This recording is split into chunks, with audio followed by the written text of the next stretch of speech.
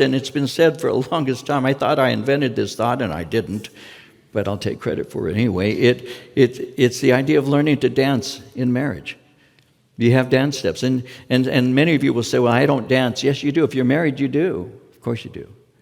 We all learn a dance step. I'm in front of the sink. We have 2 sinks, but Marie decided that mine is hers.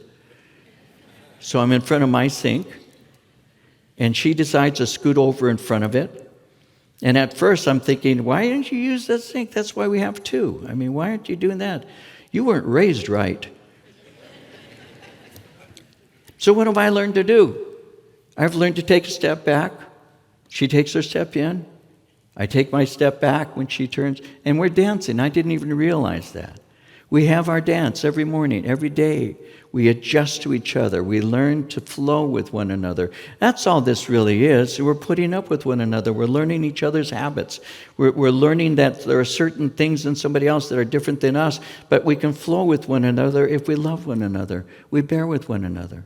We don't run around talking about how they need to change and how they're no good. And if they only learn these things, we actually learn that if they're not sinful, that's simply the way they are. So we accept them that way. We receive them that way instead of trying to change them constantly.